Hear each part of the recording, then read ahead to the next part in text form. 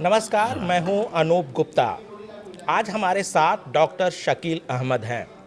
शकील अहमद जाने माने कांग्रेसी नेता के तौर पर कह सकते हैं कि इन्होंने अपनी पहचान बनाई। डॉक्टर मनमोहन सिंह सरकार में ये मंत्री भी रह चुके हैं और कांग्रेस के बड़े से बड़े पद, महासचिव रहे, कई राज्यों की जिम्मेदारी इनके कंधों पर थी। शकील साहब, बहुत बहुत स्वागत है आपका। जी बहुत शुक्रिया, बहुत धन्यवाद। सर, बिहार विधानसभा चुनाव होता है और चुनाव खत्म होते ही आपका इस्तीफा आ जाता है, तो क्या आपको लग रहा था कि अब कांग्रेस में आपका भविष्य नहीं है, या आपको लगा कि अब कांग्रेस आपको कुछ नहीं दे सकती है, इस वजह से आपने इस्तीफा दे दिया? नहीं, जहाँ तक ऐसी दोनों बात में से कोई बात नहीं है। जहाँ तक देने की बात है तो आपको जानकारी के लिए बता दूं कि 16 अप्रैल 2023 को ही मैंने अपने ज़िला में प्रेस कॉन्फ्रेंस करके ये घोषणा कर दी, ये ऐलान कर दिया कि मैं अब ज़िंदगी में कोई चुनाव नहीं लड़ूंगा। तो पाने की जहाँ तक बात थी उसका सवाल नहीं है। और इतना ही नहीं, मेरे 3 बेटे हैं, तीनों बाहर सेटल हैं। मैं चाहता था, ये बात सही है कि उनमें से कोई एक, मेरे दादा 1937 में जब पहला विधानसभा का चुनाव हुआ था तो कांग्रेस के एमएलए थे। मेरे पिता स्वर्गीय शकूर अहमद 5 बार रहे विधायक और चीफ व्हिप और डिप्टी स्पीकर बिहार के 2 बार। मैं भी 5 टर्म रहा एमएलए, एमपी, कांग्रेस का बिहार का अध्यक्ष, नेशनल जनरल सेक्रेटरी। और मैंने एक बार राहुल गांधी जी को कहा कि राहुल गांधी जी, मुझको जहां आना था मैं आ गया। महासचिव से बड़ा कांग्रेस में कोई पद नहीं है।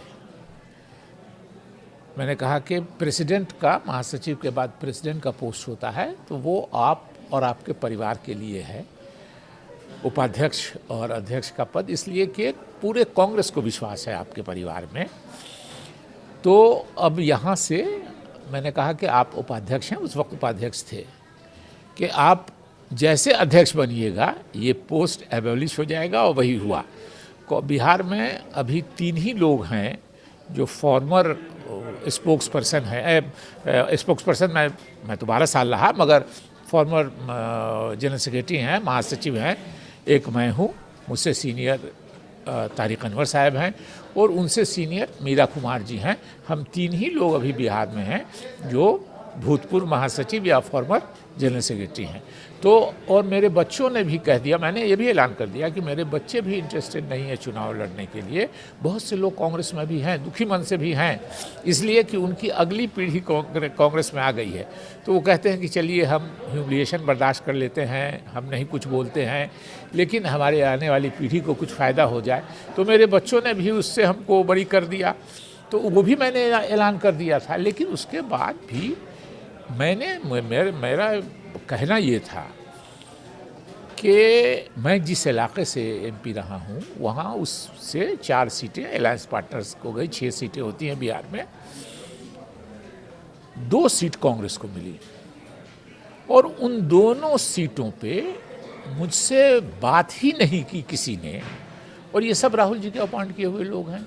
वो वही करते हैं जो उनको राहुल गांधी करने को कहते हैं, क्योंकि कई स्टेट में एक ही 2 आदमी को घुमा रहे हैं और बार बार शिकायत होने के बाद भी वो घुमाते रहते हैं, 2, 4, 5 लोग उनके पसंदीदा जो हैं। तो ये मेरा दुख उन लोगों से नहीं था, वो तो बेचारे प्यादे हैं। मेरे नाराज़गी, मेरा जो डिसअपॉइंटमेंट था वो राहुल गांधी जी से था, और इसलिए मैंने वो ऐलान किया। राहुल गांधी जिसको नहीं जानते हैं वो एक अलग बात है। मैंने कई राउंड उससे कितनी बार बात की है, साथ ट्रैवल किया है, ये किया है, वो मुझको समझते हैं, मैं उनको समझता हूँ। और उसके बाद भी उनके बनाए हुए लोग, जो 2 सीट मेरी पार्लियामेंट्री कंस्टिट्यूंसी से, जहाँ मैं 2 बार एमपी हुआ, उसके बाद कोई कैंडिडेट भी बेचारा नहीं हुआ उस कंस्टिट्यूंसी से। मैं कांग्रेस के, अपने मधुबनी लोकसभा क्षेत्र के कांग्रेसियों का आभारी हूँ कि मैं जब तक रहा उन्होंने कभी अप्लाई भी नहीं किया टिकट के लिए। और उस आदमी से भी आप कैंडिडेट के बारे में पूछते नहीं, और क्यों नहीं पूछते हैं ये राहुल गांधी जी को मालूम है, उन्होंने क्यों नहीं पूछा। सही साहब, एक सवाल है कि आपने कहा कि जो आपके बेटे हैं उन्होंने भी कह दिया राजनीति में वो नहीं आएंगे। तो क्या अगर वो राजनीति में आने की इच्छा रखते तो आप कांग्रेस में भी रहते? आपको ये इच्छा करती ये कि भाई अब हाइपोथेटिकल बात है, क्या करते, हो सकता है दिल मार के, अच्छा, हो सकता है, जो बहुत से लोग अभी कर रहे हैं कांग्रेस में। वो देखिए ना कि हर आदमी की अपने आत्मसम्मान की एक लिमिट होती है कि यहाँ तक तो हम बर्दाश्त करेंगे, दिस फार नो फर्दर, आगे नहीं बर्दाश्त कर सकते हैं। मेरे साथ वो मामला आ गया और इसीलिए मैं पार्टी का विरोधी नहीं हूँ। मैंने लिखा है खड़गे जी को जो पत्र लिखा है, अध्यक्ष वही हैं, उन्हीं को लिखना है। लिखना तो राहुल गांधी जी को चाहिए, लेकिन चूंकि टेक्निकली अध्यक्ष खड़गे साहब हैं, फैसला सब राहुल जी करते हैं कि मैं दूसरी पार्टी में कभी नहीं जाऊँगा ज़िंदगी भर। मैं ज़िंदगी का मेरा आखिरी वोट जो है वो भी कांग्रेस या कांग्रेस की जो हमायती पार्टी होगी उसको मिलेगा। और अगर 5 लोग भी मेरे कहने से वोट देंगे तो वो कांग्रेस पार्टी को नहीं, कांग्रेस का विरोधी नहीं है तो फिर किसके विरोधी हैं आप? मुझको डिफरेंसेस राहुल जी की सोच से है और इसीलिए कांग्रेस की नीतियों सिद्धांत जो हमारे पूर्वजों ने, मैंने बताया कि 1937 में तो वो एमएलए हो गए थे, लेकिन कांग्रेसी उसके पहले से थे, चूँकि पहला इलेक्शन ही हुआ असेंबली का 1937 में, दादा मेरे। उसके पहले वो डिस्ट्रिक्ट बोर्ड के मेंबर थे। मेरे फादर को पटना कॉलेज में इंग्लिश ऑनर्स में पढ़ते थे, निकाल दिया गया था 1942 के भारत छोड़ो आंदोलन में भाग लेने से। तो जो नेशनल यूनिटी की बात है, एक सब लोगों को साथ लेके चलने के बात है, जो पॉलिसीज़ एंड प्रिंसिपल और आइडियोलॉजी है कांग्रेस की, मैं बिल्कुल उसके ख़िलाफ़ नहीं हूँ, मैं बिल्कुल आज भी उसके साथ हूँ। मेरा जो वे ऑफ फंक्शनिंग है राहुल जी का, उससे मेरा मतभेद हुआ और इसीलिए हम अलग। नहीं तो थोड़ा सा और विस्तार से बताएं, क्या वजह आपको, क्या मतलब जो आपके डिफरेंसेस आपको दिखते हैं, आखिर क्या राहुल गांधी ने किया लगातार जिससे आपको लगता है कि कांग्रेस इस हालत तक पहुंच गई है, आप जैसे वरिष्ठ नेता जो हैं वो पार्टी छोड़ रहे हैं? देखिए, राहुल जी के साथ एक अजीब विडंबना है। राहुल जी कांग्रेस को मजबूत करना चाहते हैं, मजबूत कांग्रेस वो पसंद करते हैं, लेकिन मजबूत कांग्रेसी नहीं पसंद करते। उनको कमज़ोर से कमज़ोर, जो उनके अलावा किसी को नहीं जानता हो, जो टोटल उनके भरोसे पे। एक इंसिडेंट आपको बताते हैं। मेरा लालू यादव जी से कुछ मतभेद हुआ तो मैं 2019 का चुनाव इंडिपेंडेंट लड़ गया। उस वक्त 19 में मोदी जी का दोबारा जीतने का एक हवा थी कि मोदी बचाओ, एक हवा थी उनके खिलाफ की जो उसमें कांग्रेस हम लोग सब लोग थे कि मोदी हटाओ। और उस बीच से एक तीसरी लाइन निकाल के मुझको इंडिपेंडेंट में मधुबनी में 1.25 लाख से ज़्यादा वोट मिला। मैं आभारी हूँ मधुबनी के कांग्रेस जनों का कि 95% कांग्रेसियों ने मुझको वोट दिया, और जिन्होंने नहीं भी दिया उन्होंने खुल के खिलाफ नहीं किया। तो उसके थोड़ी ही दिन के बाद रिजल्ट निकला, मुझको 1,31,30,000 वोट आया। जो अलायंस के कैंडिडेट थे, जो आरजेडी, कांग्रेस और बाकी पार्टियों के अलायंस के कैंडिडेट थे, उनको सिर्फ मुझसे 8,000 वोट, 8,500 वोट ज़्यादा था। तो और ये बात फैक्ट थी कि मैं कांग्रेस के डिफरेंसेस की वजह से नहीं लड़ रहा था। लालू जी ने वो सीट नहीं छोड़ी थी, इसलिए मैं उनके ये था। रिजल्ट के शायद 1 महीने के अंदर कोई केस की तारीख थी, राहुल जी पटना गए तो किसी होटल में ये लोग रेस्तरां में डोसा खाने चले गए, डोसा वोसा खाने, चाय कॉफ़ी पीने। वहीं राहुल जी ने किसी से पूछ दिया लोगों के सामने ही कि शकील जी को कितना वोट आया। तो किसी ने कहा कि वोट तो सर बहुत आया, 1.25 लाख से ज़्यादा वोट आया। तो जैसे अपने पार्टी के आदमी को होता था कि खुशी होनी चाहिए, उनको जिसने भी देखा उसने कहा कि उनको लगा कि जैसे उनको शौक लग गया कि इतना वोट कैसे आ गया। तो ये है कि उनको कांग्रेस मजबूत चाहिए लेकिन कांग्रेसी कमज़ोर चाहिए। नहीं, लेकिन ये बड़ा अजीब सी बात आप कर रहे हैं। कांग्रेस पार्टी के बड़े नेता हैं, उनके कंधों पर सारी जिम्मेवारी है, और आप कह रहे हैं कि मजबूत कांग्रेस नेता को वो पसंद नहीं करे, तो ऐसे में तो कांग्रेस डूबती हुई जाएगी। तो जाहिर है जो हो रहा है और उसकी वजह उनको समझा दिया गया है। अब उनसे 19 साल पहले मैं एमएलए हो गया। राहुल गांधी जी जिस दिन अपना पहला चुनाव जीते उस दिन मैं अपना 5वां चुनाव जीता। तो अगर मैं राहुल जी को कहता हूँ कि हुजूर मैं आपकी वजह से नेता बना, तो ये सिर्फ मेरा अपमान नहीं है, ये राहुल गांधी जी का भी अपमान है। तो ये मैं कह नहीं सकता। इस तरह के लोग हैं जो इस तरह की बात बोलते हैं। मेरी मजबूरी है कि होता है, अरे आप पद पर आ गए, नेहरू गांधी परिवार के हैं, इज्जत और सम्मान है। लेकिन अगर ये आप ट्रीट कीजिएगा ऐसे कि जो कुछ आपको मिला है हमारे और हमारे परिवार की वजह से मिला है, तो हम इसको मानने को तैयार नहीं है। मैं आपको एक मिसाल देता हूँ कि नेहरू गांधी की 5 पुश्तें कांग्रेस में हैं और हम लोग बिल्कुल कहते हैं कि उन्होंने कांग्रेस को दिया है, लेकिन ये देना लेना दोनों तरफ से होता है। कांग्रेस पार्टी ने भी उनको दिया है। अगर हम ये कहें कि कांग्रेस पार्टी ने आपको कुछ नहीं दिया है, राहुल गांधी और सोनिया गांधी जी और नेहरू गांधी परिवार ने ही कांग्रेस को सब कुछ दिया है, तो ये नहीं होगा। उन्होंने भी दिया है देश को, समाज को। तो जैसे हमारे 3 पुश्तों में भी कांग्रेस ने भी मुझको दिया है, हमने भी दिया है, लेकिन आप कहिएगा कि सिर्फ मेरे परिवार की वजह से तुमको मिला। और कभी कभी लोग कह देते हैं, और मुझको हंसी आती है, कह देते हैं कि इतने बुरे समय में आपने कांग्रेस को छोड़ दिया, कांग्रेस की ज़रूरत थी, कांग्रेस कमज़ोर हो गई है। तो मैंने सोचा सही छोड़ा है कि अपमानित फील किया, इसलिए छोड़ा। लेकिन एक बात आप लोगों को याद दिला दें, इतिहास में बहुत लोग नहीं जाते हैं कि कांग्रेस अध्यक्ष 1919 में बनने के बाद भी गांधी नेहरू परिवार के सबसे प्रतिष्ठित व्यक्ति मोतीलाल नेहरू जी ने कांग्रेस छोड़ दिया था। अपनी पार्टी स्वराज पार्टी बना ली थी और CR दास जी अध्यक्ष हुए थे, मोतीलाल नेहरू जी सचिव हुए थे उसके, और डिफरेंसेस गांधी जी से क्या हुए थे कि काउंसिल की मेंबरी हो या नहीं हो। पार्टी अलग बनाई, जब वो पार्टी चली नहीं, काउंसिल के मेंबर तो हो गए ये लोग, लेकिन वो पार्टी चली नहीं, तो फिर 2023 में बना ली। 1 जनवरी 2023 को मैं ऑन रिकॉर्ड कह रहा हूँ कि मोतीलाल नेहरू जी और CR दास जी ने अलग पार्टी जिसका नाम स्वराज पार्टी था वो बनाई। वो पार्टी चली नहीं। 1925 में फिर लौट के 1923 में बनाई और 1925 में फिर लौट के चले आए।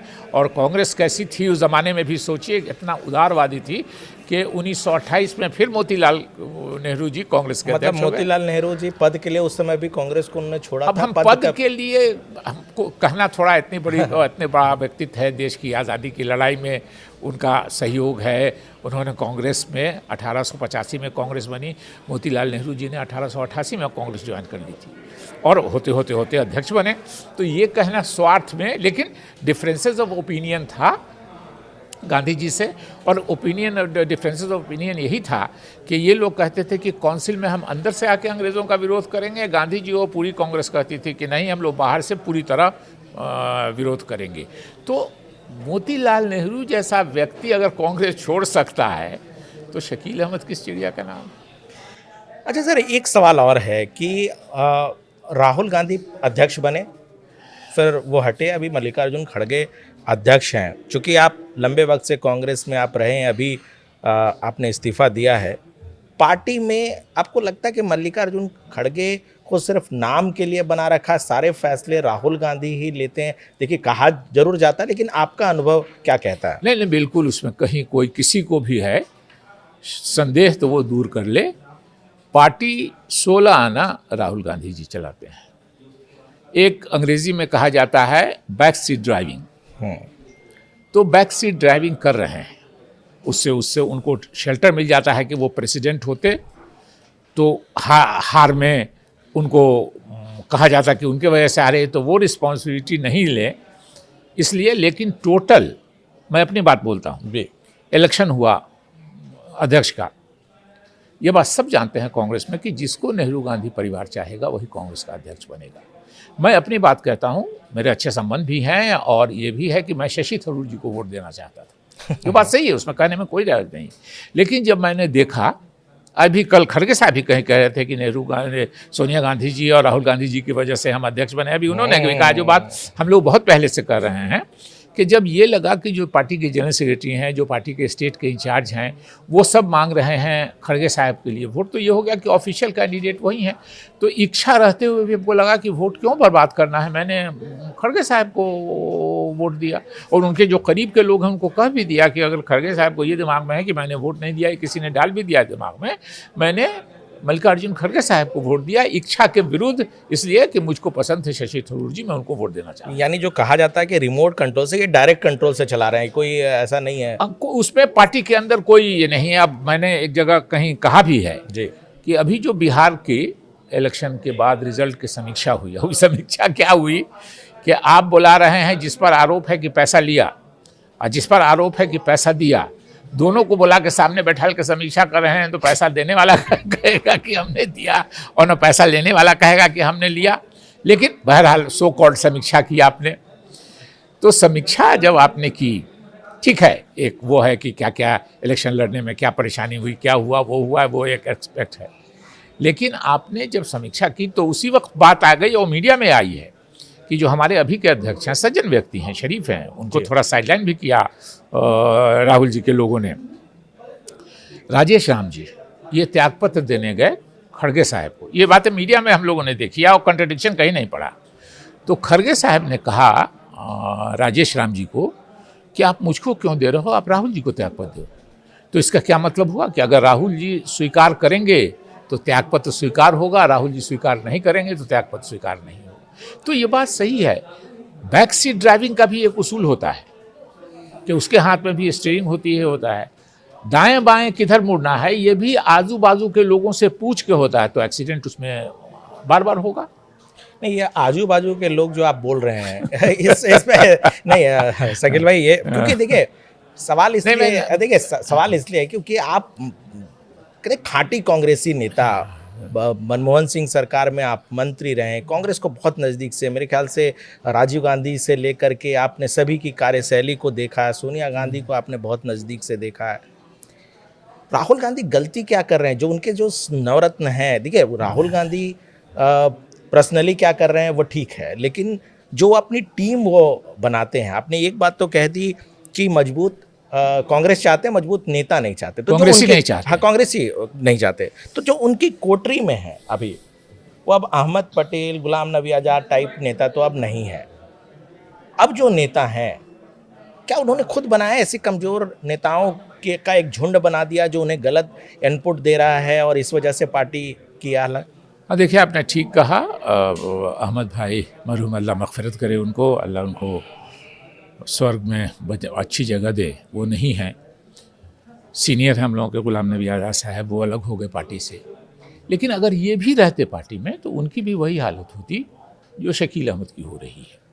इसलिए कि राहुल गांधी जी के साथ शायद, मतलब निगेटिविटी में भी कुछ पॉजिटिव चीज़ होती हैं, शायद उनकी अपब्रिंगिंग ऐसी है कि अपने से उम्र में बड़े लोगों के साथ उनको बैठने में झिझक महसूस होती है, जिसको उनको आप जी कहना पड़ता है। He is not comfortable with them. तो जाहिर है कि वो ऐसे लोगों को पसंद करते हैं जो जिसके साथ बैठने से राहुल जी को बॉस वाली फीलिंग आवे कि हम बॉस हैं, तो हम लोगों के साथ जाहिर है कि नहीं हो सकता है। आपके इलेक्शन से 5 इलेक्शन पहले से MP MLA हैं आप, हम जहाँ से उठ के आए हैं, जाहिर है हम लोगों का भी दादा का, पिताजी का बैकग्राउंड था, तो हम लोगों को आसानी हुई ग्राउंड लेवल पे, ज़मीन पे, डिस्ट्रिक्ट लेवल पे, ब्लॉक लेवल पे आसानी हुई। राहुल गांधी जी बड़े परिवार में हम लोगों से पैदा हुए, नेहरू गांधी ख़ानदान में, तो उनको नेशनल इंटरनेशनल लेवल पे रिकॉग्निशन मिल गया। इसमें ये सारे लोग मानने को तैयार हैं। लेकिन आप कहिएगा कि सिर्फ मेरी ही वजह से तुम सब कुछ हो, तो शायद ये बर्दाश्त करने में। एक जो सवाल मैं कर रहा था कि अभी जो उनके कोटरी में लोग हैं वो अधिकतर राज्यसभा या चुनाव से जीतकर नहीं आने वाले लोग हैं, यानी कहीं ना कहीं जनता से जुड़ाव एक जो कांग्रेस का एक ज़माने में हुआ करता था वो एकदम खत्म होने वाले हैं। वही सलाह दे रहे हैं, वही ये सारी चीज़ें फिट करा रहे हैं। सलाह बहुत से लोग, सब तो नहीं, जो हम लोगों को थोड़ी मोड़ी जानकारी है, पहले भी PA प्राइवेट सेक्रेटरी हर नेता के साथ हुआ करते थे। हम नहीं भी कुछ हैं तभी एक आदमी काम करता है साथ में, इस मोहब्बत से इसमें। लेकिन PA प्राइवेट सेक्रेटरी लोग, जो तनख्वाह लेने वाले लोग हैं, वो पॉलिटिकल फैसला आमतौर पे कांग्रेस में करते नहीं थे। अभी कुछ लोग ऐसे हैं जिनको तनख्वाह मिलती है और वो पॉलिटिकल डिसीजन लेते हैं। तो उनकी पहली प्राथमिकता क्या है कि हमको तनख्वाह मिले हमारी, और बॉस अगर नाराज़ हो जाएंगे तो तनख्वाह नहीं देंगे। मैंने राहुल गांधी जी को ऐसी ऐसी बात की है जो उनको पसंद नहीं, कि आप ये नहीं कीजिए, आप ये नहीं कीजिए, ये गलत हो, इससे पार्टी को नुकसान होगा, ये होगा। जाहिर है कि मतलब वो आलोचना पसंद नहीं करते। आलोचना ही नहीं, मतलब अपने से कोई आदमी समझाने की कोशिश करता है तो उसको अप्रिशिएट करना चाहिए। उसको शायद अपना ह्यूमिलिएशन समझते हैं कि हमको बच्चा समझता है, हमको छोटा समझता है। हालांकि माशाल्लाह अब उनकी भी उम्र 55 साल से ज़्यादा हुई और जून में वो 56 साल के हो जाएंगे राहुल गांधी जी। जो 55 में लोगों को रिटायर कर दे रहे थे, मोबाइल पे सबका एज वेज उन पर उनको अवेलेबल है, विकीपीडिया सबका है, वो तुरंत देख करके तो अब तो खुद 56 साल के होने वाले हैं जून में। लेकिन तो बहुत से लोग अब उनके साथ बैठने के लायक बहुत से लोगों को है। जब वो आए थे 2004 में तो जाहिर है कि वो फीलिंग नहीं थी, और हम लोगों के साथ मजबूरी है। हमको लगा कि आपने ये काम गलत किया है, मुझसे ये गलती भी हुई, मैं मानता हूँ शायद कि मुझको भी हाँ में हाँ मिला के निकल जाना चाहिए। लेकिन मैं राहुल गांधी जी को बैठने पर मैं बोलता रहा कि आप ये नहीं कीजिए, आप ये नहीं कीजिए, आप ये नहीं कीजिए, तो शायद उनको ये बात अच्छी नहीं लगती थी कि मुझको, मैं नेहरू गांधी ख़ानदान का आदमी, मुझको ये सिखा रहा है कि ये नहीं कीजिए, ये नहीं कीजिए। शायद ये बात उनको अच्छी नहीं लगती ये थी। है चीज़ें। अब रियलाइज़ मैं करता हूँ कि हाँ शायद मुझको उसका भी प्राइस पे करना पड़ा। अच्छा, एक चीज़ बताइए कि राहुल गांधी एक के बाद एक, देखिए बिहार चुनाव से पहले भी उन्होंने वोट बचाओ यात्रा निकाली, संविधान बचाओ। एक बहुत बड़ी चीज़ है कि जिस तरह से वो संविधान का कॉपी लेकर के वो चलते हैं, इसको कैसे आप देखते हैं? लगता है कि सारी चीज़ें जो है वो गलत। हंसने लगा, आपने दो बिंदु टच किए जी, आपने। एक बिंदु पे आप बताइए। हमें लगता है कि आपके पास दोनों बिंदु पे मैं बताऊंगा आपको। एक आपने वोट जोड़ो यात्रा की बात की जी, मुझको भी, मैं मुस्लिम हूँ, मुझको भी था कि बीजेपी वाले इलेक्शन कमीशन से मिलके वोट कटवा रहे हैं। मैं 2-3 मुस्लिम गांवों का नाम आपको बता सकता हूँ। औसी है हमारे यहाँ, छछुआ है हमारे बिस्ट्री में जहाँ से मैं एमएलए होता था। मैंने वहाँ मुस्लिम समाज के लोगों से पूछा कि भाई आप लोग होशियार हो ना, उस बीजेपी वाले इलेक्शन कमीशन से मिल के वोट कटवा रहे हैं। कहा कि एक वोट हम लोगों का नहीं कटा है। वाह। मैं आपको एक इंसिडेंट बताता हूँ आपको। राहुल जी 26 अगस्त को मधुबनी गए, तेजस्वी जी और इत्तेफाक से प्रियंका जी भी साथ थी उनकी। जी, ये लोग उसी वोट चोरी यात्रा वाले में गए। तो एज ए कांग्रेसी, मैं कांग्रेस में था, मैंने उनके आने के 2 दिन पहले 24 अगस्त को, डेट मैं बता रहा हूँ, मैंने प्रेस कॉन्फ्रेंस की इन्हीं के बारे में कि आप लोग आइए, सब आइए। बड़ी अच्छी, बड़ी लंबी चौड़ी प्रेस कॉन्फ्रेंस, बड़ा वाइडली कवर्ड वो प्रेस कॉन्फ्रेंस हुआ। लेकिन मैंने उसी में, जो मेरे ऑर्गेनाइज करते हैं प्रेस कॉन्फ्रेंस जिला में मेरा, उन्होंने, एक्स प्रेसिडेंट हैं, उन्होंने लिख दिया कि वहाँ के बाद राहुल जी ज़िले में जिधर से एंट्री करेंगे उधर जाएंगे, वहाँ जाएंगे। तो मैं थोड़ा बहुत ही मतलब कहिए ना कि जिसको लाम काफ के साथ चलने वाला वो नहीं, मैं इलाके में मैं गया तो एक गाड़ी, एक सिक्योरिटी, एक ड्राइवर, यही जी। और गए। तो पॉलिटिक्स में हैं तो कोई एक नेता आ गए ज़िला के, तो एक गाड़ी उनकी, तो 3-4-5 नेता आ जाते हैं। ज़्यादा से ज़्यादा मेरे ज़िले में अगर मैं हूँ, पटना उटना में, तो पटना दिल्ली में तो आपको मेरी एक गाड़ी मिलेगी जी। लेकिन अगर ज़िले में हैं, प्रोग्राम बना के गए हैं, तो 4-5-6 गाड़ी मिलेगी। वो प्रेस कॉन्फ्रेंस करके 24 अगस्त को, 26 को राहुल जी को आना है, 24 को मैं वहाँ उस जगह पे जा रहा हूँ जहाँ से राहुल जी एंट्री करेंगे। तो मुझको किसी ने कहा कि बहुत सी गाड़ी पीछे हो गई। तो हमने कहा कि बहुत सी गाड़ी कहाँ है? तो बोला कि नहीं सर, 60-65 गाड़ी है पीछे। तो हमको 65-60 गाड़ी मेरे पीछे क्यों आ रही है? तो बोला सर ये लोग सब पार्टी के कैंडिडेट लोग हैं और इलेक्शन 1 महीने के बाद होने वाला है, तो इसलिए आपके पीछे लगा है कि कुछ मदद हो जाए, ये हो जाए, वो हो जाए। और मज़ेदार बात सुन लीजिए, मैं वहाँ जब पहुँचा तो राहुल जी के ऑफिस के लोग कुछ थे, मुझको कहा गया कि फलां जगह, मिथिला हाट एक जगह है, वो इनकार कर दिया। फिर जगह ढूंढवाने, तो उन लोग के साथ हम लोग निकले, 3-4 जगह होकर फाइनल हुआ कि एक जगह ये पसंद आ गई। तो उसके लिए लोकल एसडीओ को मैंने ही फ़ोन किया, फुलपरास के एसडीओ थे, उन्होंने कहा कि नहीं रूट चार्ट में नहीं है, हम नहीं उसमें, जब तक डीएम साहब हमको नहीं करेंगे। तो मैंने ही वहाँ डीएम साहब से फ़ोन करके बात किया। उन्होंने कहा कि आप प्रेसिडेंट से लिखवा के भिजवा दीजिए और हम ये कर देते हैं। प्रेस कॉन्फ्रेंस ये मिला करके जाना आना जाता है, आदमी 10 आदमी साथ है, खर्चा होता है लगभग 1-8 लाख रुपए मेरा खर्चा हुआ। हमारी फ़ोन पर डीएम साहब ने, वैसे भी राहुल जी का प्रोग्राम था वो कर देते, मैं नहीं भी करता तो वो कर देते, लेकिन वो भी मौका हमको मिला। लेकिन आपको जान के ताज्जुब होगा कि 2 दिन के बाद जब राहुल गांधी जी आए तो मुझको उस प्रोग्राम में इनवाइट नहीं किया गया, और मैं जानता था नहीं किया गया, इसलिए राहुल गांधी जी के ज़िले में इंटर करने के 3 घंटा पहले मैं निकल के पटना चला गया। वो पूरब से इन किए तो मैं पश्चिम से चला गया, वो पश्चिम से इन किए तो मैं पूरब से निकल के पटना चला गया उनके आने के 3 घंटा पहले। क्योंकि अब हम लोग की उम्र नहीं ना है कि राहुल गांधी जी के गाड़ी के साथ जिंदाबाद जिंदाबाद करते करते आगे पीछे चले, मर जाएंगे उस दिन, अपनी नज़र में गिर जाएंगे। देखिए एक बात आपको बताते हैं, युवा हैं आप, दूसरों की नज़र में गिर के जिंदा रहना उतना मुश्किल नहीं, लेकिन अपनी नज़र में गिर के जिंदा रहना बहुत मुश्किल है। शकील भाई, आपने SIR वाले मुद्दे पे आपने बड़ी बात आपने हाँ, और मैंने प्रेस कॉन्फ्रेंस में कहा कि भाई ये लोग कहते हैं 65 लाख लोगों ने वोट कट गया, मुझको 65 आदमी पूरे बिहार में कहीं नहीं मिला जो एक जगह असेंबल करके प्रोटेस्ट कर रहा हो कि हमारा वोट, हम जिंदा है, हमारा वोट काट दिया गया। और मान लेते हैं वो इनोसेंट लोग थे, उनको नहीं मालूम कि क्या रजिस्टर में हमारा नाम काट दिया। तो हम जो पॉलिटिकल पार्टी के लोग हैं, कांग्रेस के, आरजेडी का, कांग्रेस का तो मान लीजिए ऑर्गेनाइजेशन नहीं है, आरजेडी के, CPI CPM ये लोग का रहता है, कांग्रेस के भी कुछ ना कुछ तो लोग हैं ही, बचे हुए कैडर हैं। इन लोगों को ऑर्गेनाइज करना चाहिए कि ये देखिए 500 लोग हैं, ये जिंदा हैं और इनका वोट काट दिया गया। एक जगह मैंने प्रेस कॉन्फ्रेंस में प्रेस के साथियों से, 100 से ज़्यादा प्रेस वाले साथी थे हमारे अपने ज़िला में मेरे, मैंने कहा आप लोगों ने कहीं प्रोटेस्ट होते देखा? नहीं देखा कहीं। तो साहब एक ये बात ये है, तो आप ही बता सकते हैं या कांग्रेस वाले बताएं कि कैसे कटा वोट।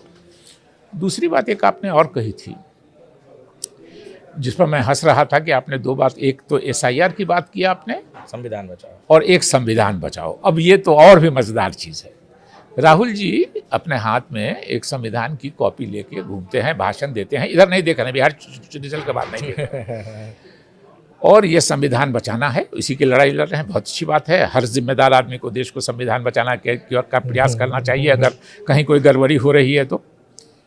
लेकिन संविधान किससे बचाने की बात करते हैं? बीजेपी से, RSS के लोगों से।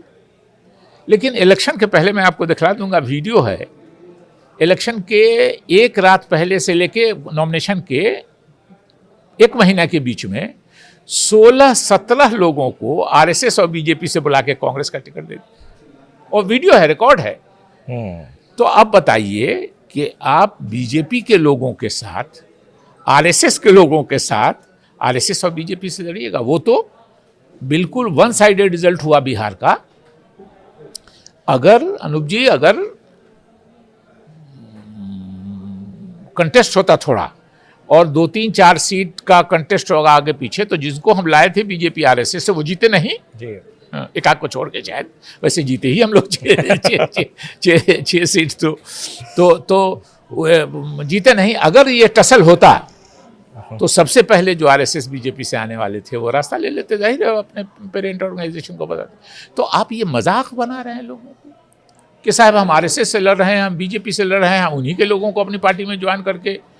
राहुल गांधी जी के साथ वो जो वही है कि कमज़ोर, वो दूसरी पार्टी के लोगों को, अपनी पार्टी के लोगों को वैल्यू नहीं देते हैं। मजबूत है ये, दूसरी पार्टी से लोगों को लाके, अभी आप गौर कीजिएगा, मेरे जाने के बाद ज़रा सा एनालाइज कीजिएगा कि कांग्रेस में बहुत बड़े पदों पर आपको ऐसे लोग मिलेंगे जो दूसरी पार्टियों से आए हैं। उनको राहुल जी बहुत तवज्जो देते हैं। और वो क्यों तवज्जो देते हैं? इसलिए कि इसका इस पार्टी में रूट नहीं है, इसकी जड़ नहीं है इस पार्टी में, इसको जिस दिन चाहेंगे उखाड़ के फेंक देंगे। उनको पौधा लगाने से ज़्यादा दिलचस्पी है कि कब हम चाहेंगे तो इसको उखाड़ के फेंक देंगे। तो दूसरी पार्टी के लोगों को इसीलिए तरजीह देते हैं। आप देखिएगा, मेरे जाने के बाद आप जो है एनालाइज कीजिएगा कि मैं गलत बोल रहा हूँ या सही बोल रहा हूँ। तो इनसिक्योरिटी है या क्या है? ये क्या? बिल्कुल, मैंने राहुल गांधी, हिंदी में गलत शब्द है लेकिन हमको दूसरा शब्द और समझ में नहीं आ रहा है, डरपोक एक शब्द है, बहुत अच्छा शब्द नहीं है मगर मैं इस्तेमाल कर रहा हूँ। अंग्रेजी में थोड़ा उसके लिए अच्छा शब्द है कि राहुल जी से ज़्यादा इनसिक्योर पॉलिटिशियन मेरी नज़र से आज तक नहीं गुजरा। इनसिक्योर हिंदी में बोल दीजिए, ज़्यादा बढ़िया होगा। हाँ, वही कह रहा हूँ ना कि हिंदी का शब्द है डरपोक। अब मुझको डरपोक बोलने में ख़राब लग रहा है, जो बात सच्चाई है, इसलिए मैं अंग्रेज़ी बचाती है कुछ इज्जत, तो मैं ये कहता हूँ कि राहुल जी को हर मजबूत कांग्रेसी से उनको अपने को थ्रेटन फील करते हैं। उनको लगता है कि ये जब अलग होगा हमसे तो हो जाएगा। तो आप पूछिएगा कि भाई कांग्रेस चलेगी कैसे, मजबूत कैसे होगी, आपके दिमाग में किसी के भी बिल्कुल, दिमाग में बिल्कुल। होगा। तो उनका एक सेट गोल है कि मोदी जी से इस मुल्क के लोग जब नाराज होंगे तो मेरी तरफ आएंगे। अब जाहिर है कि अगर आज की तारीख में मैं आपसे सवाल पूछता हूं कि आज राहुल गांधी जी के चाहने से भी क्या कांग्रेस 2 नंबर पार्टी से नीचे जा सकती है इस मुल्क में? पहले हम लोग 1 नंबर पर थे, आजकल बीजेपी 1 नंबर पर है, हम लोग 2 नंबर पर आ गए हैं। लेकिन अगर राहुल गांधी जी भी चाहेंगे तो हम लोग 2 नंबर से नीचे तो नहीं जा सकते हैं। नीतीश जी एक स्टेट के नेता, लालू जी एक स्टेट के नेता, क्या चंद्रबाबू नायडू जी एक स्टेट के नेता, स्टालिन साहब एक स्टेट के नेता, उमर अब्दुल्ला फारूक अब्दुल्ला साहब एक स्टेट के नेता, अखिलेश यादव जी एक स्टेट के नेता। ये सारे एक एक स्टेट के नेता हैं। एक से ज़्यादा स्टेट में 2 ही पार्टियां हैं, बीजेपी और कांग्रेस। वो रेस में बोला, एक आदमी आया घर पे और बोला कि पिताजी मैं रेस में 2nd पोजीशन पर आया। तो पिता ने उसको बहुत तारीफ उरीफ की, और जब तारीफ करने के बाद उससे पूछा कि बेटा रेस में आदमी कितने थे, तो बोला कि हम लोग 2 ही आदमी थे।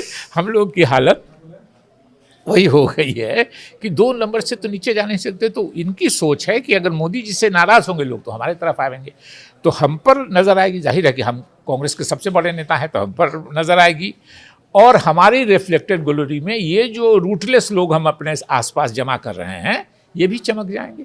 और हम अगर नहीं चमकते हैं तो ये भी डूब जाए, हमको क्या मतलब है, उससे लेना देना है। शकील साहब, मतलब आप बोल रहे हैं कि ये बैठे रहेंगे, जब मौका आएगा हाँ तो हाँ मौका मिल बिल्कुल जाए। बिल्कुल बिल्कुल ये बिल्कुल। क्योंकि देखिए सवाल इसलिए था लोग कहता है ना क्योंकि- डर, भाई जिस व्यक्ति को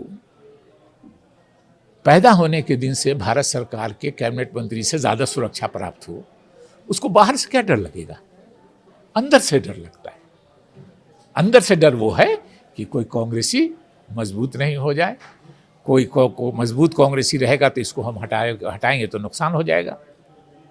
अच्छा, एक चीज़ बताइए कि चाहे वो संविधान बचाव हो या फिर SIR का मसला उठाना हो, जब आप कह रहे हैं कि इसमें कुछ है ही नहीं, तो फिर राहुल गांधी ये सब उठा के सिर्फ चर्चा में बने रहने के लिए ये सब उठाते हैं, या क्या आपको लगता है कि किस लिए? नहीं, मेरे ख्याल में उनके आसपास जो लोग हैं उसमें से कुछ लोग हैं जो मैंने कहा कि तनख्वाह लेने वाले लोग कांग्रेस में या दूसरी पॉलिटिकल पार्टी में भी हमको नज़र नहीं आता है कि ये प्राइवेट सेक्रेटरी होते थे, लेकिन तनख्वाह लेने वाले लोग पॉलिटिकल डिसीजन ले रहे हों तो उनको पॉलिटिकल डिसीजन तो काम में लगा रखना है राहुल गांधी जी को। तो ऐसा मुद्दा दे दीजिए जो ज़मीन पर, आप बताइए ना कि जो मैं बोल रहा हूँ, मैं कांग्रेसी हूँ, मैं राहुल गांधी जी का बहीखा हूँ, मैं दुश्मन नहीं हूँ उनका। मैं नाउमीद हूँ, उनसे निराश हूँ, मेरा मन टूटा है, इसमें कहीं कोई बात नहीं है। और मैंने खड़गे जी को जो चिट्ठी लिखी है उसी में मैंने लिखा है कि मैं दुखी मन से पार्टी की सदस्यता से त्यागपत्र दे रहा हूँ। और मेरे जैसे आदमी को जो 3 साल पहले कह दिया है कि हम इलेक्शन नहीं लड़ेंगे कभी ज़िंदगी में, MP MLA मंत्री नहीं बनना है, जिसको बच्चों की लालच नहीं है, मेरी मर्जी के खिलाफ मेरे बच्चों ने कह दिया कि नहीं हम लोग को पॉलिटिक्स से इंटरेस्टेड नहीं है, हम नहीं लड़ेंगे, और उसके बाद उसको भी ये दुखी मन से, तो मैं राहुल गांधी जी का विरोधी नहीं हूँ बिल्कुल। ये मेरा मन दुखा है कि कांग्रेस की जो स्थिति हो गई है, और लालच भी मुझको नहीं है, मैं कहीं नहीं जाऊंगा कहीं कुछ इसके। मैं आपको बताऊं कि नीतीश जी ने बगैर हमसे बात किए हुए जी राज्यसभा भेजने के लिए प्रेस कॉन्फ्रेंस करा। मैंने भी वो खबर अखबार में पढ़ी। सोनिया गांधी जी से मैं पूछने गया, उन्होंने पहले कहा कि मुझको शकील 4 दिन सोचने का समय दो, और 4 दिन के बाद मैं जब फिर उनसे मिलने गया तो उन्होंने कहा शकील छोड़ दो। जाहिर है कि उनके भी अपने रीजंस थे। मैं सोनिया जी का बहुत आदर और सम्मान करता हूँ। इस देश की सभ्यता संस्कृति को जो सोनिया गांधी जी ने समझा है और अपनाया है, मुझको उसकी मिसाल दूसरी नहीं मिली। सोनिया गांधी जी, आपको बताऊं मैं कि आपसे एक लफ्ज़ अंग्रेजी में बात नहीं करेंगी। अब वही अंग्रेजी वाली बात कर रहा हूँ, सोनिया गांधी से बात करें। जब तक आप अंग्रेजी नहीं बोलिए। अच्छा, सेकंड में एक बात है कि राहुल गांधी को अक्सर देखते थे कि बड़े नेता हैं, और जैसा आप कहा नंबर 2 पार्टी के वो बड़े नेता के तौर पर है, लेकिन हम देखते हैं कि कहीं ना कहीं कई बार वो ऐसा बयान दे डालते हैं जो वायरल हो जाता है, उनकी मीनिंग अलग निकाल ली जाती है। उस पर आप क्या कहेंगे? देखिए, वो हमारे विरोधियों की बदमाशी है। देखिए, होता क्या है, मैं बताता हूँ। हम लोग 90% हैं। मैं बिहारी हूँ, हिंदी में सोचता हूँ, हिंदी भाषा भाषी से हूँ, इलाके से। तो हिंदी में सोचता हूँ, बहुत अंग्रेजी कटर मटर जानता हूँ, तो अंग्रेजी में ट्रांसलेट करने में गलती हो जाती है। जी। तो कोई मेरे मुंह पर तो लगाए हुआ नहीं है टीवी, और मैं राहुल गांधी तो हूँ नहीं है, तो गलती हो गई। कितने लोग यहाँ भारत के लोग समझने वाले हैं अंग्रेजी, तो बहुत परसेंटेज नहीं समझते, उतना नहीं बनता है। राहुल गांधी जी मेरे ख्याल में एकाक नहीं, आधा % देश के लोगों में होंगे, मेरी समझ जो है, कि वो अंग्रेजी में सोचते हैं, उसको हिंदी में ट्रांसलेट करते हैं, और हिंदी उनकी अच्छी नहीं है। मैंने उनकी स्पीच बहुत लिखवा करके और उनके साथ घूम करके स्पीच उनको दे करके ये करके देखा, उनकी हिंदी की समस्या है। तो हिंदी ट्रांसलेशन में जैसे हम लोगों से अंग्रेजी ट्रांसलेशन में गलती हो जाती है, वैसे राहुल जी से हिंदी ट्रांसलेशन में गलती हो जाती है। जैसे बोल दिया कहीं एक जगह कि आटा 20 रुपये लीटर है, इस तरह की कोई बात, तो जाहिर है कि वो उनकी इंटेंशन नहीं है, इतना वो नहीं है कि नहीं जानते हैं कि आटा कैसे है क्या है, लेकिन ट्रांसलेट करने में उनसे गलती हो गई। और आप लोग पूरा कैमरा लेके बैठे हुए हैं, कुछ मुंह से निकला नहीं कि उसको पूरे हिंदुस्तान में आप लोग उसको वायरल कर देते हैं। मीडिया वाले हमारे जो लोग हैं, उनको एक मसाला मिल जाता है। तो राहुल जी की एक तो कमज़ोरी उनकी कि वो मजबूत कांग्रेसियों को नहीं पसंद करते हैं, एक वो है। और दूसरी बड़ी कमज़ोरी, मैं पहले दिन से कह रहा हूँ, मेरे जितने दोस्त हैं मिलने वाले, जिनके साथ मैं बैठ के खुल के बात करता हूँ, मैं कहता हूँ कि हिंदी जो उनकी है वो सबसे बड़ी कमज़ोरी है उनकी, और उसी के वजह से उनकी इमेज आप लोगों ने वो बना दी है। राहुल गांधी जी उस मामले में बहुत सीरियस पॉलिटिशियन है। मैं आपको बताता हूँ,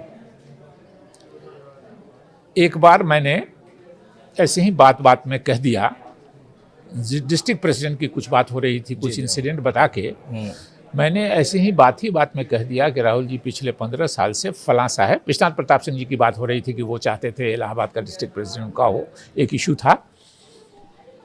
और वो चाहते थे, तो इतने बड़े नेता थे, कोई गलत नहीं चाहते थे। पिछले 10-12 साल से मैं जिसको चाहता हूँ मेरे डिस्ट्रिक्ट में वही प्रेसिडेंट हो रहा है।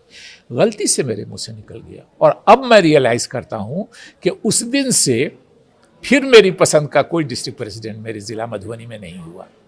मुझको लगता है कि मैंने अपने कुछ साथियों का गला काट लिया राहुल जी को ये बोल करके कि पिछले 10-12 साल से मैं जिसको चाह रहा हूँ वही मेरे ज़िला का प्रेसिडेंट हो। तो राहुल जी को कोई अगर इधर उधर कहता है, वो बहुत सीरियस हैं, जिस गोल पर वो हैं कि मजबूत कांग्रेसी को नहीं रहना, तो कैसे कमजोर करेंगे, तो वहां से काटेंगे।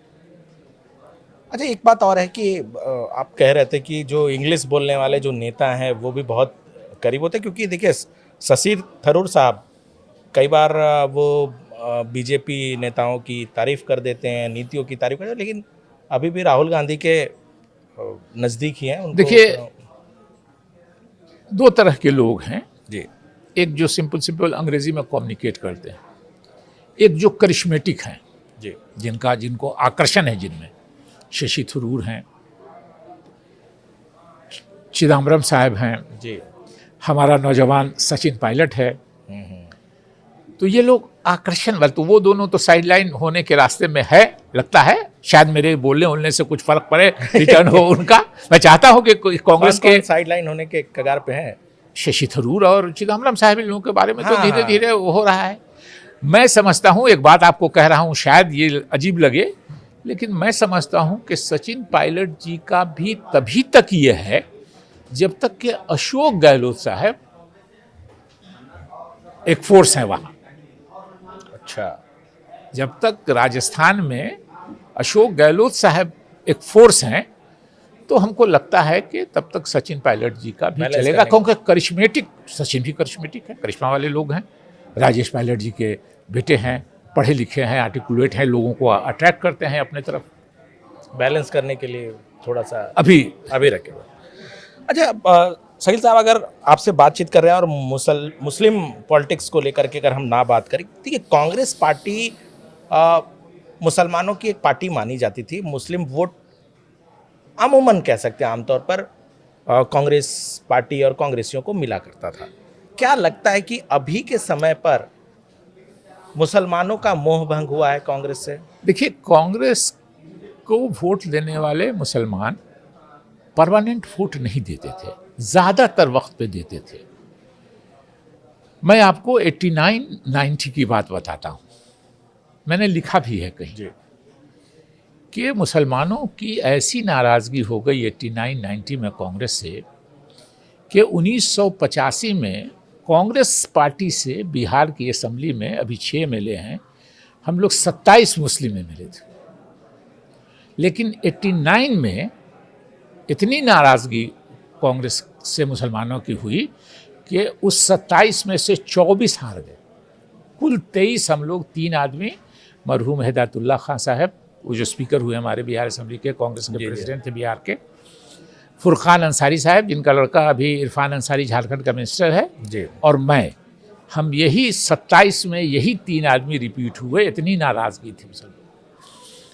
हमारे बिस्फी का एक गाँव है, गाँव का नाम नहीं लूँगा, फारूक अब्दुल्ला साहब चीफ मिनिस्टर थे, जम्मू कश्मीर के सिटिंग चीफ मिनिस्टर। जी जी, वो चले आए बगैर अनअनाउंस, कैंडिडेट एमपी के मुस्लिम थे, उनको बुला के ले आए। तो फारूक अब्दुल्ला साहब को कहीं भाषण नहीं होने दिया, इसलिए कि मुसलमान इतना नाराज़ थे।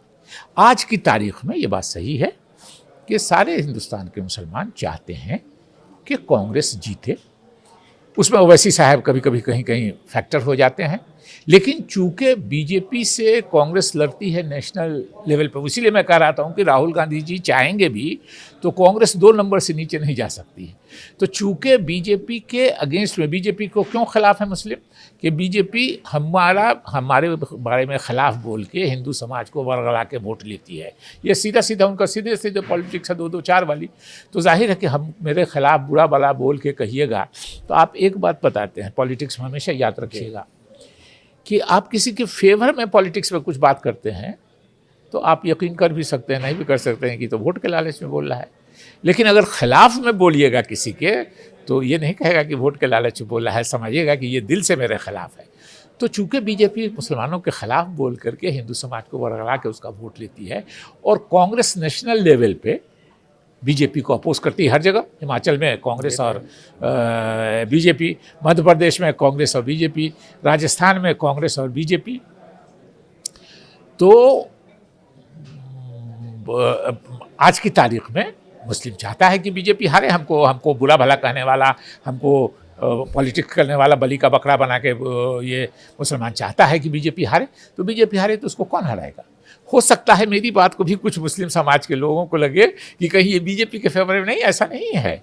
मैं बिल्कुल कांग्रेस के इसमें है, लेकिन चूंकि राहुल गांधी जी से है इसलिए कि कांग्रेस के सबसे बड़े चेहरा हैं। आज प्रियंका गांधी जी हो जाएं तो उनसे हो जाएगी, सोनिया गांधी जब थी तो उनसे अफेक्शन था, इसलिए कि हम बीजेपी के खिलाफ। सवाल इसलिए उठता है क्योंकि एक ज़माना होता था जब कांग्रेस पार्टी के शीर्ष नेतृत्व में बहुत सारे मुस्लिम नेता हुआ करते थे। आप थे, गुलाम नबी आज़ाद, अहमद पटेल, ये बहुत बड़े बड़े नेता।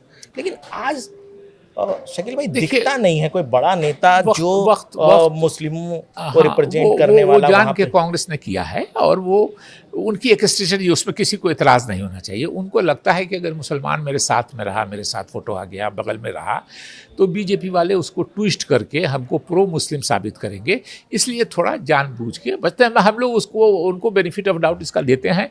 और ये अगर उर्दू में एक बात कही जाती है हिकमत अमली ये है कि आप को दिल में कुछ है मगर मजबूरी में आप कभी कुछ ये कर रहे हैं मजबूर होके, तो ये हिकमत अमली है कि उन्होंने मुसलमानों को अपने पास से हटाया है कि फ़ोटो फ्रेम में मुसलमान नहीं हो, क्योंकि बीजेपी वाले उसका गलत इस्तेमाल नहीं। लेकिन ये तो बड़ी भ्रम की स्थिति वाली बात ये होता है पॉलिटिक्स में, ये होता है पॉलिटिक्स में। अब बताइए, अभी राहुल जी कुछ दिनों से पिछड़ों की बात कर रहे हैं जी।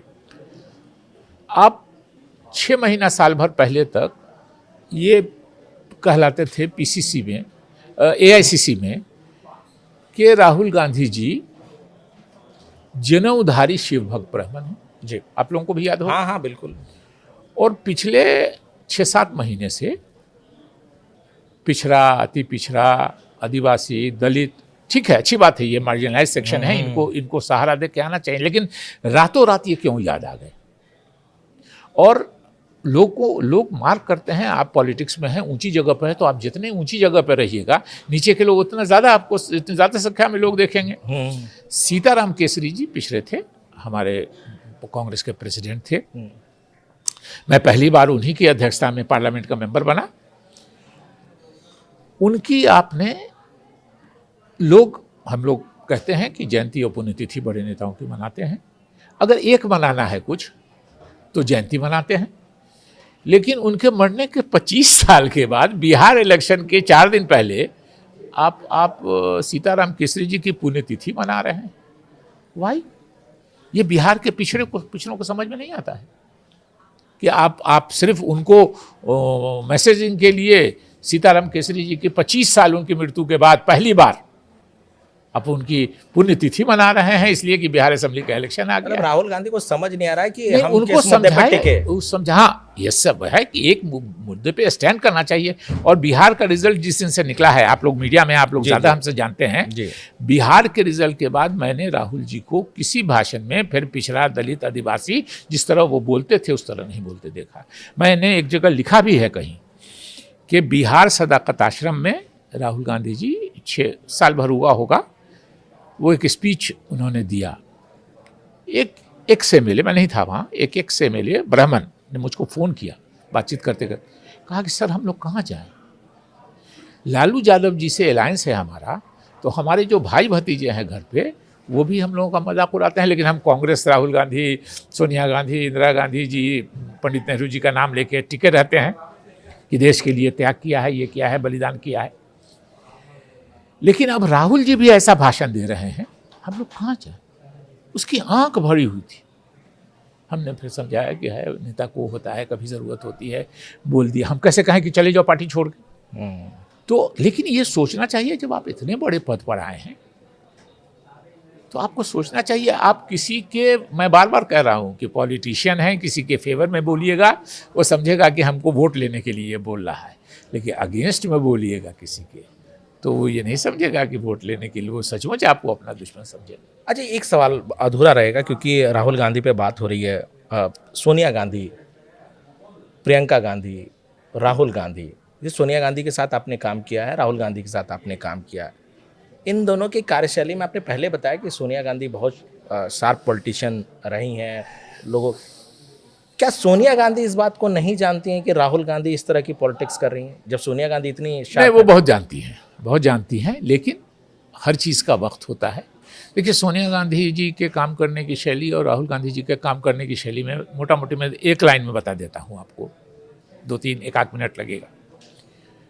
सोनिया गांधी जी की सबसे बड़ी खूबी थी कि अगर वो दिल्ली में हैं, उनका कोई ऐसा इंगेजमेंट नहीं है, तो वो रिलीजियसली 10 साढ़े 10 बजे से लेके और 1:30-2 बजे दिन तक हिंदुस्तान भर से आए हुए नेताओं से मिलती थी। और 2-4 दिन पर आम लोग भी भीड़ लगा दिया तो उससे भी एक बार निकल के मुलाकात की। उसका फ़ायदा क्या होता था वो बताते हैं आपको अनुज जी। उसका फ़ायदा होता था कि उनको जानकारी पूरी रहती थी। मैं कौन देश का बड़ा नेता था, एक प्रेसिडेंट, एक स्टेट के अध्यक्ष थे, बिहार में मिनिस्टर थे, मान लीजिए यहाँ कुछ थे, ऐसे सोनिया गांधी जी के पास सैकड़ों लोग थे जी। लेकिन वो चूँकि लोगों से मिलती थी, ज़्यादा से ज़्यादा लोगों से, इसलिए उनको जानकारी होती थी। मेरे से 2 मरतबा 3 मरतबा उन्होंने पूछा कि तुमको आजकल देख रहे हैं उनसे बड़ा अटैचमेंट है, तुम उस मामले में क्या बयान दिए था? और फिर हम एक्सप्लेन करते थे, हम उनको ये करते थे। हर बार वो कन्विंस हो गए कि जो हमको रिपोर्ट की गई थी वो गलत तरीके से की गई थी, तुम ठीक कह रहे थे, लेकिन उनको ये जानकारी थी। राहुल जी ने फिल्टर लोगों से मिलना शुरू किया। फिल्टर लोगों से क्या मिलना शुरू किया कि जैसे आप बिहार के इंचार्ज हैं, मैं बिहारी हूँ, मैंने राहुल गांधी जी के यहाँ फ़ोन किया। वैसे मैंने पिछले 5 साल से राहुल गांधी जी के यहाँ टाइम नहीं मांगा है, जो सच्चाई है, लेकिन अगर मान लीजिए कि मैंने माना तो उनके ऑफिस में आ गया कि भाई ये आदमी मिलना चाहता है। मुझे किस स्टेट का है ये? तो बिहार का। तो बिहार में कौन है इंचार्ज? तो फलां है। बोला उससे पूछो कि इससे मिलना है कि नहीं मिलना। उसने अगर कह दिया कि नहीं, उसको लगा कि ये मेरी तारीफ करेगा, ये करेगा, वो करेगा।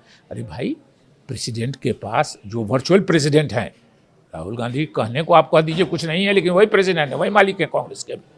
तो अब उनसे जा कर के हम अगर उसकी तारीफ ही करेंगे या उसी से हमको मिलने दिया जाएगा तो आपके पास बात नहीं पहुंच सकती है। बिल्कुल बिल्कुल। वही लोग आते हैं जो यही सोनिया गांधी जी और राहुल गांधी जी की कांग्रेस में फ़र्क है। और मैं बार बार एक बात कहता हूँ कि सोनिया गांधी जी ने सीताराम केसरी जी की कांग्रेस, नरसिम्हा राव जी की कांग्रेस, उसके पहले राजीव गांधी जी की कांग्रेस, उसको अपनाया। लेकिन दुर्भाग्य है कि राहुल गांधी जी सोनिया गांधी जी की कांग्रेस को भी अपना नहीं सके। उनकी कांग्रेस पर के भी लोगों पर उनको शक होने लगा।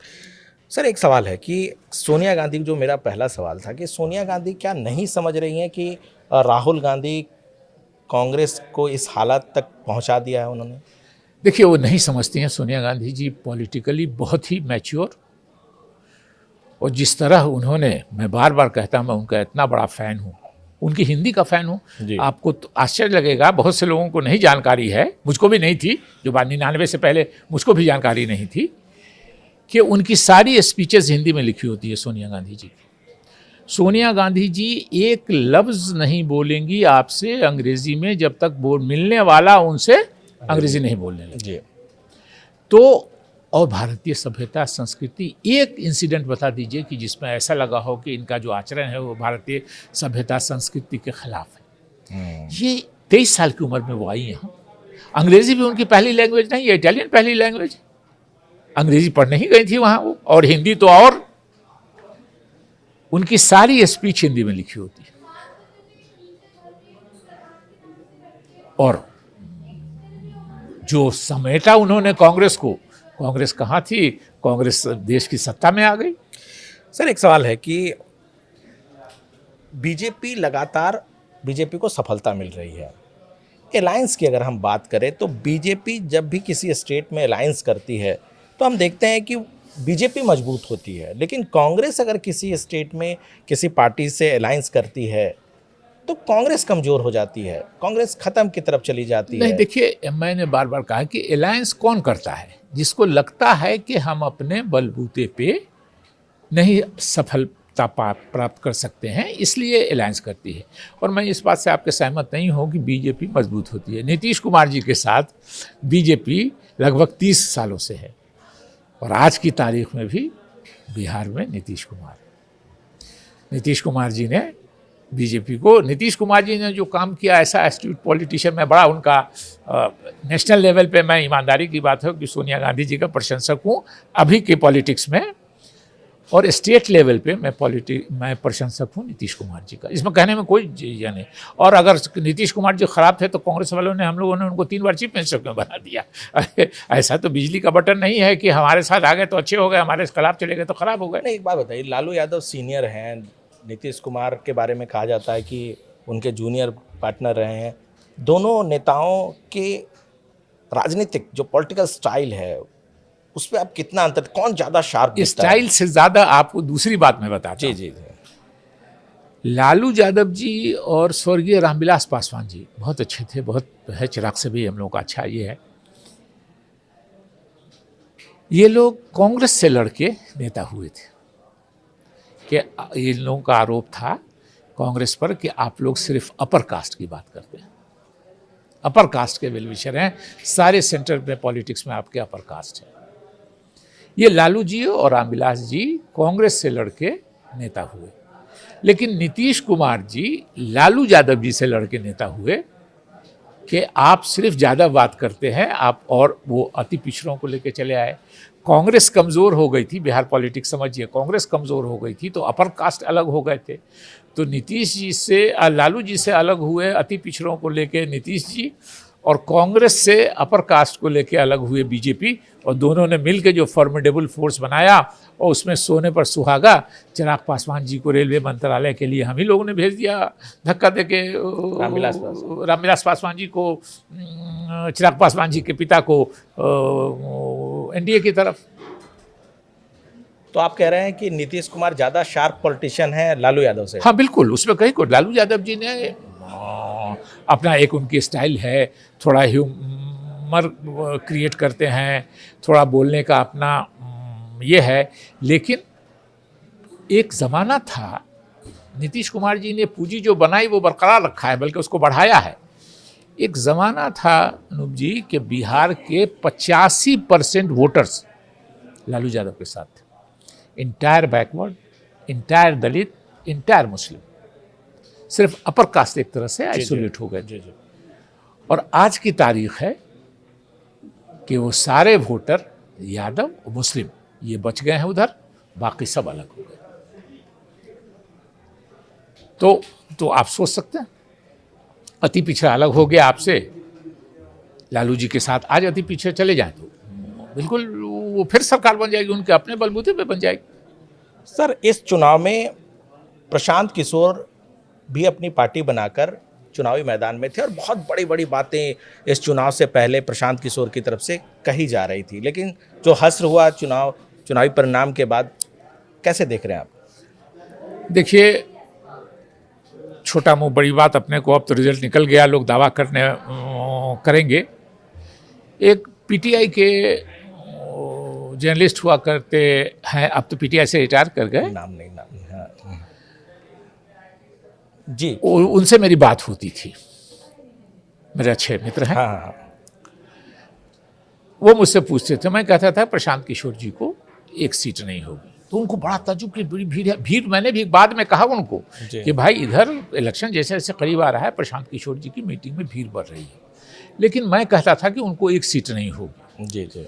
मैं उसकी वजह बताता था कि देखिए, बिहार है कास्ट ओरिएंटेड स्टेट, सबका कास्ट मालूम है कि लालू यादव जी के अलायंस को मुस्लिम यादव देगा, नीतीश जी के अलायंस को अपर कास्ट देगा, बीजेपी का अलायंस है दलित समाज का जो मेन सबसे ज़्यादा संख्या वाला, सबसे मिलिटेंट, सबसे वोकल जो समाज है वो चिराग पासवान जी की वजह से देगा, 7-7.5% वोट का होता है, वो देगा उस अलायंस को। प्रशांत किशोर जी बेचारे को कौन वोट देगा? अपना तो कोई बेस नहीं है। जिस समाज से वो आते हैं वो ब्राह्मण समाज के आते हैं। ब्राह्मण समाज के 90% लोग कहाँ हैं आपको हमको सबको मालूम है। इसलिए जिस दिन रिजल्ट हुआ, हम कहते थे उनको एक सीट नहीं होगी, वो हमारे पीटीआई के जो पुराने मित्र थे उन्होंने मुझको मैसेज किया, मेरे इसमें भी है कि sir you were bang on target. तो ये इसलिए कि बहुत किसी को भी अंदर से जानता है। हाँ, जब इलेक्शन को 1-2 महीना बच गया तो प्रशांत किशोर जी की मीटिंग्स में बड़ी भीड़ होने लगी। अब लोग कहते हैं कि वो मोदी जी को उन्होंने कोच किया, वो जिता दिया, वो फलां को किया। तो कोच नहीं जीतता है। देखिए, एक बार बता दीजिए, कोचिंग तक ठीक है। अगर कोच को ही, अभी आज मैच है इंडिया और न्यूजीलैंड का, अगर कोच को ही आप पैड पहना के या बैट लेके बैटिंग करने के लिए भेज दीजिएगा या बॉलिंग करने के लिए भेज देगा, तो टीम की क्या हालत होगी, उस बेचारे कोच की क्या हालत होगी? कोच अच्छा खिलाड़ी कभी रहा होगा जी। लेकिन इत्तेफाक से प्रशांत किशोर जी कभी अच्छे खिलाड़ी भी नहीं रहे। ये कहते रहे कि हम अच्छी कोचिंग करते हैं, मोदी जी को जिता दिया, फलां को जिता दिया, फलां को जिता दिया। ये बात समझ में आती है। लेकिन पहलवान को अखाड़े के बाहर से दाव बताने वाला अगर खुद पहलवानी करने लगे तो क्या हालत होगी उसकी, ये आप समझ लीजिए जो प्रशांत किशोर जी बेचारे की हुई है। शकील साहब, आपने बहुत बड़ी बड़ी बातें कही, राहुल गांधी को लेकर बड़ी बात कही, कांग्रेस को लेकर आपने कही। आपने न्यूज़ 18 के लिए समय निकाला, आपका बहुत बहुत धन्यवाद। जी बहुत शुक्रिया, बहुत धन्यवाद बुलाने के लिए, यहाँ अपनी बातें कहने का मौका देने के लिए। धन्यवाद सर।